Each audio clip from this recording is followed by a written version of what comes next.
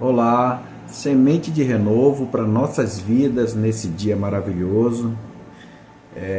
Nós estamos aqui no canal mais uma vez.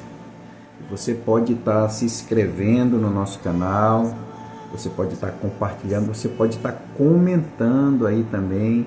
E se caso estiver edificando a sua vida, você pode aí estar enviando aí para um amigo, para um irmão, alguém que também esteja aí precisando ouvir uma palavra de Deus, e uma palavra que vai dar um norte, uma direção, em nome de Jesus. Esse canal tem um propósito não de discutir temas, mas são palavras breves de 10 minutos, que eu tenho certeza que Deus, através da sua palavra, vai ativar algo dentro de nós, vai fazer nos movimentar, nos fazer existir e viver aquilo que Deus tem para nossas vidas. É isso que Deus tem feito na minha vida aqui, na minha casa, e eu creio que será assim também na sua casa, no seu chamado, no seu ministério. Amém? Vamos à palavra de hoje, que está no livro de Atos, capítulo 18, no versículo 24 ao 28. Fala assim a palavra de Deus: enquanto isso, um judeu natural de Alexandria, chamado Apolo, chegou a Éfeso. Era um homem eloquente e muito versado nas escrituras, glória a Deus. Ele tinha sido instruído no caminho do Senhor e, sendo fervoroso no espírito, falava e ensinava com precisão a respeito de Jesus, embora conhecesse apenas o batismo de João. Aleluia. Ele, pois, começou a falar com intrepidez na sinagoga, tendo ouvido a Priscila e Áquila, tomaram consigo e lhe expuseram com mais profundidade o caminho de Deus. Querendo ele ir para Acaia, os irmãos o animaram e escreveram aos discípulos que o recebesse.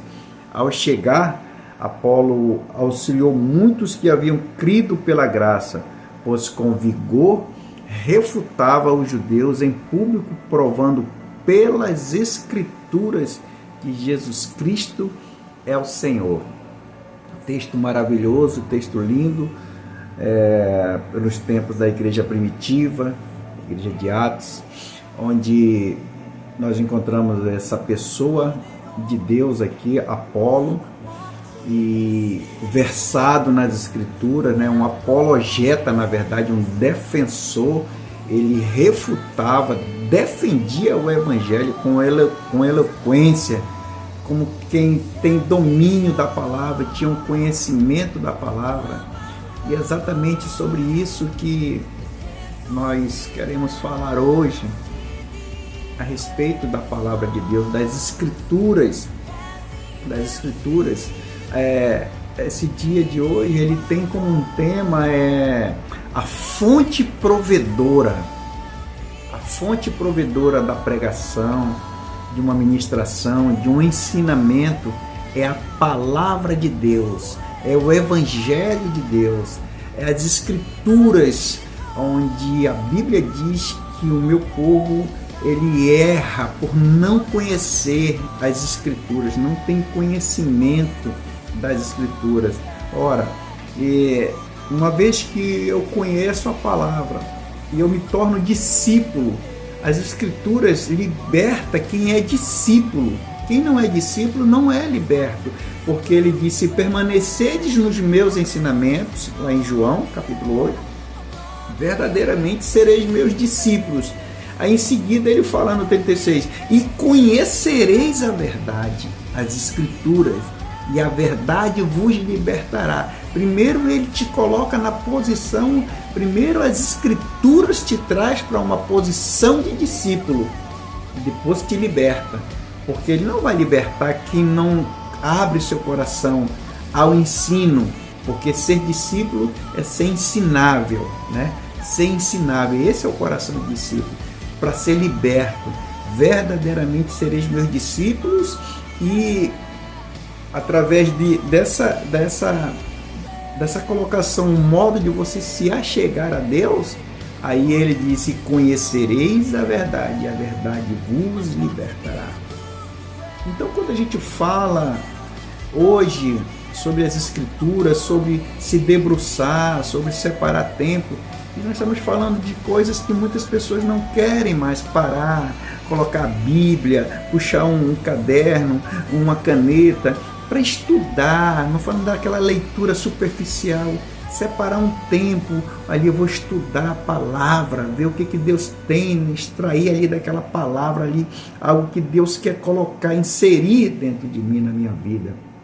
É sobre isso, sobre esse evangelho que traz essas doutrinas que às vezes a gente já não tem mais entrega nos altares, porque as pessoas não estão colocando o que a Escritura diz, as pessoas não estão se debruçando, procurar entender o que é uma doutrina da regeneração, uma doutrina da justificação, de santificação, doutrina de redenção, da eleição, da santificação, da glorificação, aquilo que a nova aliança, a proposta do céu, que Jesus veio trazer através da mensagem da cruz, trazer essa proposta dessa doutrina em que a Igreja Apostólica trouxe, porque nós lemos nesse texto que Apolo, ele refutava, ele defendia, ele provava pelas Escrituras que Jesus era o único caminho,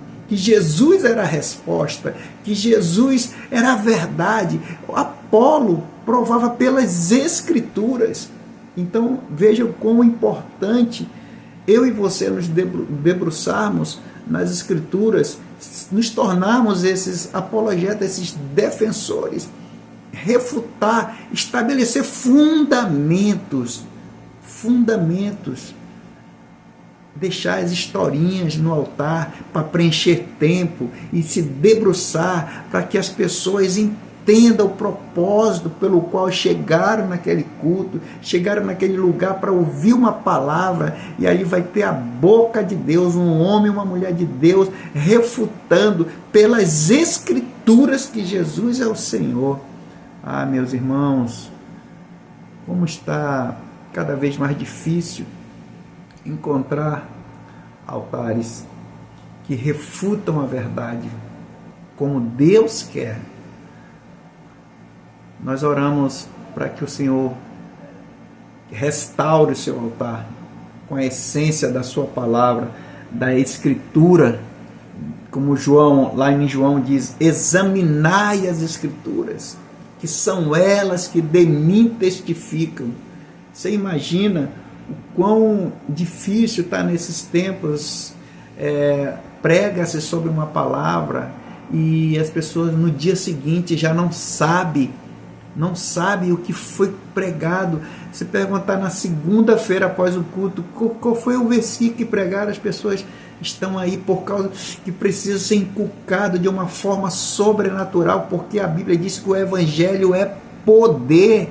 Que poder é esse que não toca mais as pessoas? É falta de homens e mulheres preparados no altar, preparados para refutar, assim como Apolo refutava os judeus ali naquela época, para provar pelas Escrituras que Jesus Cristo é o caminho, é o Senhor.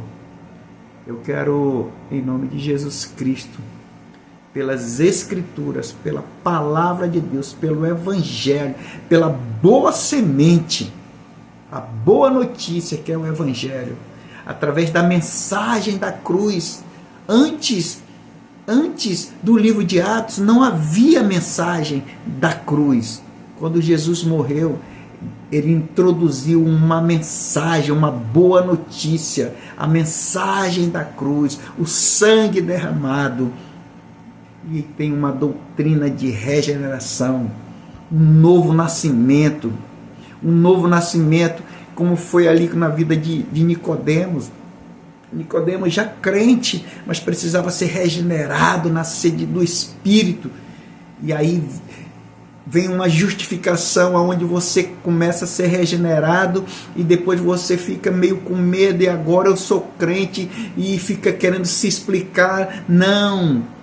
O sangue de Jesus te justifica. É mergulhar nas Escrituras para fazer cada crente entender que é o sangue de Cristo, é Jesus que o justifica, é Ele que é o que regenera através do Espírito Santo, é Ele que justifica, é Ele que salva, é Ele que santifica, tudo pelas Escrituras mostrar para a igreja, através dos seus ensinamentos. Essa palavra que Deus tem para nossas vidas hoje, falando sobre a fonte provedora, as Escrituras.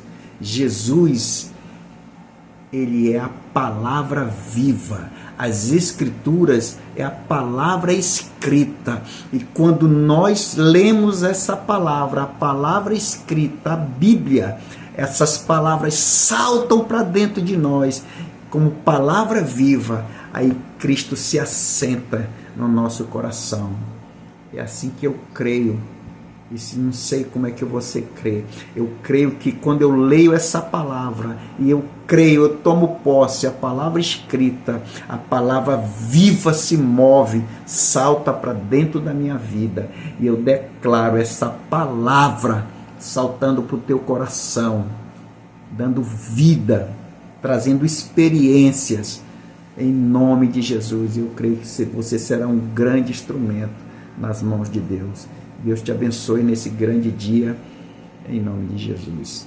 Paz, semente de renovo para a sua vida.